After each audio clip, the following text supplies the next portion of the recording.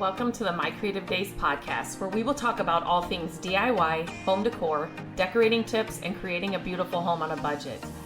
I am hoping our time together will spark a creative idea, help you plan your next DIY, or inspire you to finally tackle that project you keep putting off. Grab your favorite cup of motivation and let's chat.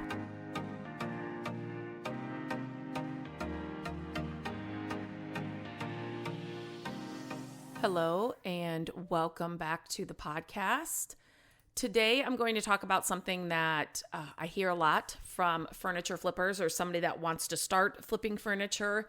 And I'm just going to kind of go through some things that maybe you're not thinking about, but it's basically, how do I find the time? I want to do this. I want to flip furniture. I want to start a side hustle, but I just don't know if I can find the time. So balancing furniture flipping with other commitments is totally doable. It's how most furniture flippers start.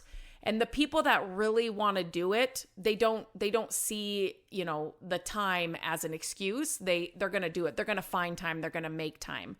So whether you're juggling a full-time job, raising a family, or managing other responsibilities, finding time to pursue flipping furniture is totally doable. So I'm going to just share some time management tips and strategies that can help you reach your goals and what you want to do with flipping furniture.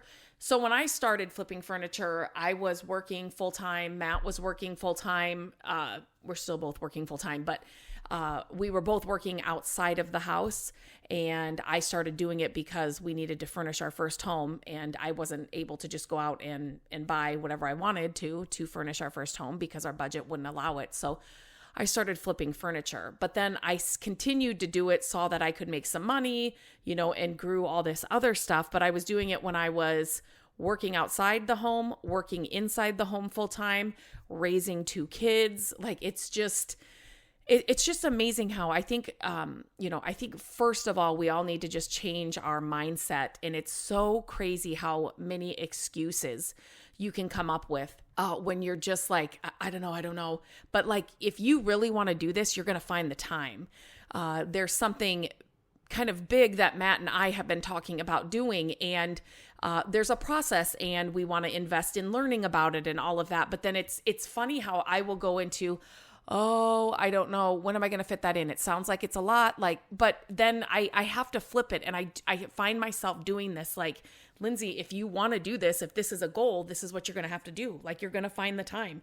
You've done things like this before. It's hard and scary in the beginning, but you're going to learn how to do it right. And so, it happens still. But if you get in the habit of just flipping your mindset, it helps so much. It's so funny. It's like I've got, one person on my shoulder. What is it? What do they say? One on the shoulder and the other one on the shoulder. But literally, that is how I have, I do things now. It's like you kind of go to that, I don't know. And then instantly it's like, no, this is what you have to do. Like, you just have to change your mindset and just watch how you're talking to yourself. So let's get into some of these time management tips. Number one, create a schedule. So one of the best ways is create a schedule, like block out specific times for your furniture flipping and stick to that. So it's just like any other appointment or, holiday, whatever it is that you have on your calendar, schedule in time to work on your flips. Whether it's an hour in the evenings, mine was always nap time. Maybe you get up early on the week or on the weekdays before you head off to work or have to get the kids ready. Weekends, naps, and night times that's when I got a lot of my stuff done. So just set a schedule, but then you have to, that schedule, that time, you need to abide by it. Like, that is part of your schedule. You need to do it just like you would any other appointment. Prioritize tasks. So identify the most important task and tackle those first. Don't be all over the place, especially when you're kind of short on time. You've got to be focused and get to the thing that you need to get done, right? So that could be, right now you need to just prioritize sourcing new projects. Maybe it's marketing your last flip. Maybe you need to get that part done. Just focus on the high impact activities, then you'll make more progress, and it won't be scattered and like it just won't be unorganized, if that makes sense. Set time limits. So this is a big one, especially if you're first starting out. Know that furniture flipping, the more and more you do it, the easier and easier it'll get.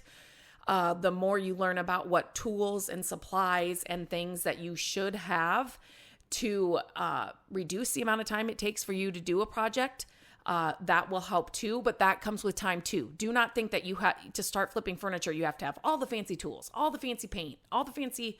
No. Like, I started with wall paint and a paintbrush, literally. Like that's, you don't need all that fancy stuff. But as you're growing and you learn new techniques and things, and as you learn about different supplies and paints and like one of my favorite paints, it's got the primer, paint, and top coat all in one can. That will cut your project time down by more than half.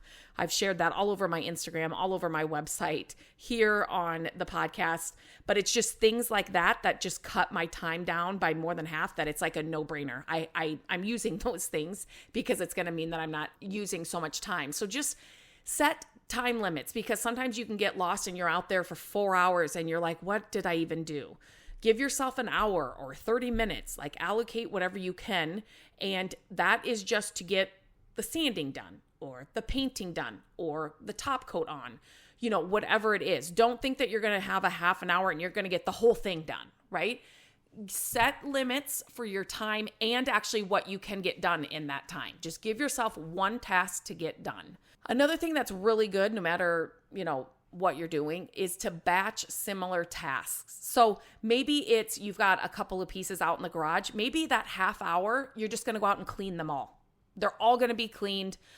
Maybe you're just going to scuff sand them all so that they're all scuff sanded and ready for the next part. Or you're going to paint them all. Or you're going to, just batch similar tasks, especially if you have multiple projects out there to get done. So this one I kind of talked about too, utilizing tools. So just, once you're at that point, utilizing the tools and the products that are just going to streamline your workflow. It's going to make the process so much easier. And then even when you go to list and everything, using technology and stuff just to streamline it all and just make it super easy. The next little part of this that I wanted to talk about was setting realistic goals. We all want to just get it all done in an hour, or sell it for a ton of money and make a big profit, but we need to really set realistic goals. So break down your bigger projects. This will help with your time management as well. Large projects can be overwhelming, but when you break them down into like smaller, manageable tasks, instead of thinking, I got to complete this entire new hutch or big hutch, I got to get it done. No, I'm just going to go out today and I'm going to clean it really well.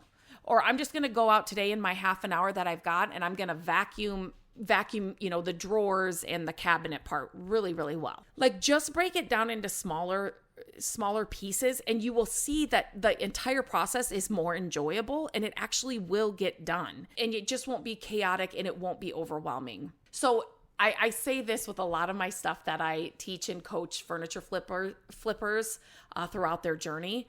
So you want to set SMART goals. And I'm sure you've heard this before. So a SMART goal is, it's specific, it's measurable, it's achievable, it's relevant, and it's time bound. So instead of saying, I want to finish this dresser, say something like, I will sand and prime the dresser by Saturday evening.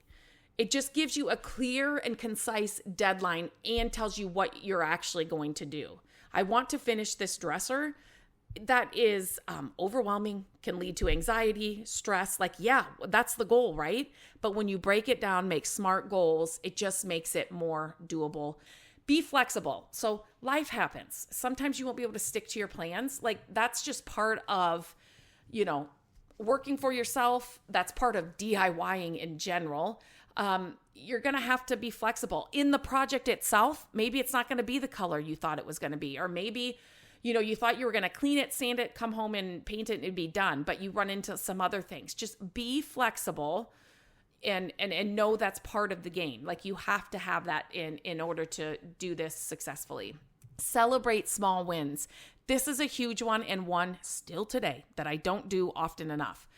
Celebrate your progress. Like, everybody has to start somewhere, no matter how small it is. If you figured out how to use the drill today to take off hardware, that is a win. Celebrate that. Get excited about that. If you learned how to start a an Instagram page for your furniture flipping business and you got it set up today, that is a small win. Celebrate that. Every little step like that brings you closer to your overall goal. And just, it's good to celebrate the small wins. So then when you have a really big win, like that's just part of your DNA, you celebrate it. And I think everybody, no matter what you're doing, if it's a weight loss goal, you want to start doing something new, you want to learn something new, you want to, whatever it is, we need to celebrate the small wins. And then lastly, just review and reflect your goals and your progress. Reflect on what's working and what's not. Adjust your strategies. Maybe it's the half an hour during nap time during the day that is just not working out. Like you need that time to do laundry and whatever else. So it's going to have to be a half an hour after dinner or whatever it is. Like any of this stuff is not set in stone. These are just tactics to help you kind of get a schedule and get some time management under your belt. But then when you notice it's not working, or it would be better, I'm really good in the morning. Like I have so much energy. I could totally set my alarm for an hour earlier and get so much done. Like you'll figure that stuff out. But it is totally doable. So whenever I hear people that say, I really want to do this, I want to join the Furniture Flipping Academy, but I don't know about time. I don't know time management. I just don't know how I would fit it in. The first thing, and that's one thing you're going to get from me, is just complete honesty. We've got to take that excuse out of our mouth. We can't say that anymore because we all find time for what we want, right?